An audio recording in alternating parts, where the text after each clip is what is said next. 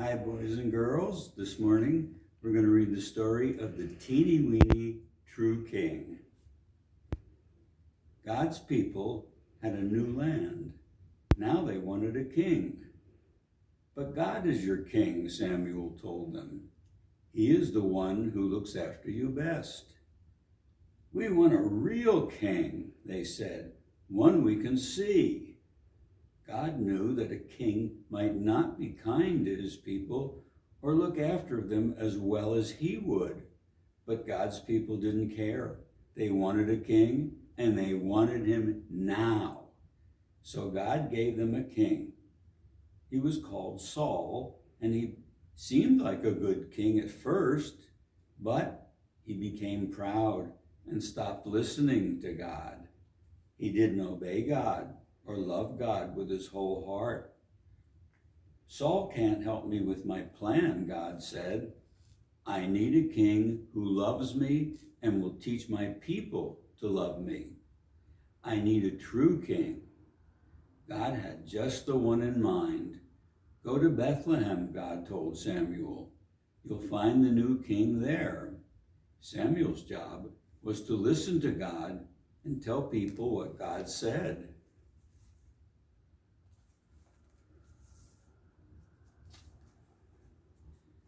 So Samuel went to the little town of Bethlehem.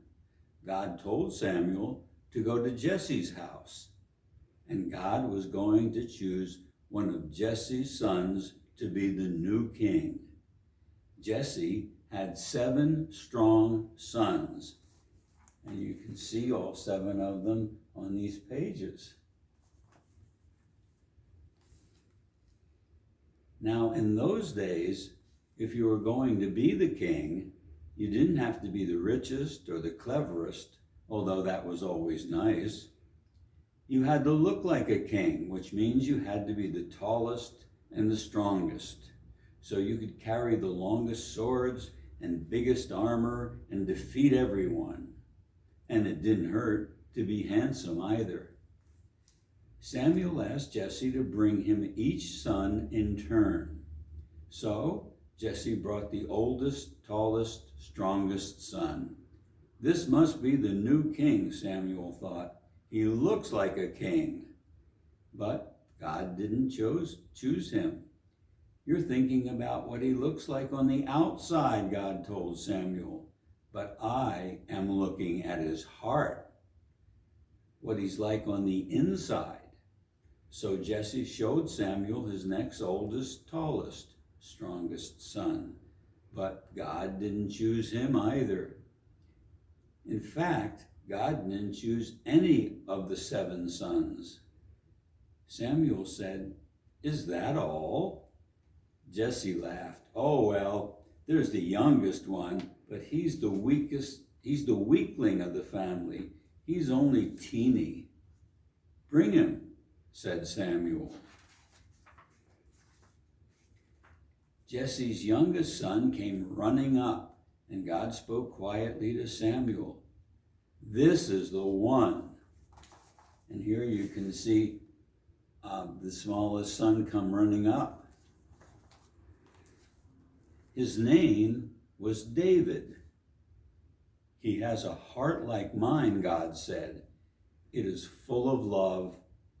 He will help me with my secret rescue plan, and one of his children's children's children will be the king, and that king will rule the world forever. Samuel anointed David's head with oil, which was a special way to show that you are God's chosen king. "You will be the new king one day," Samuel told him. And over on this page, you can see his head being anointed with oil. And sure enough, when he grew up, David became king. God chose David to be the king because God was getting his people ready for an even greater king who was coming. Once again, God would say, "Go to Bethlehem. You'll find the new king there."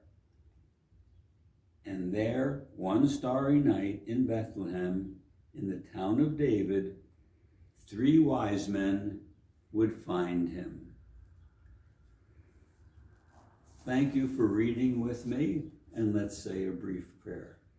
Dear God, we thank you for all your blessings and for loving all of us. Amen.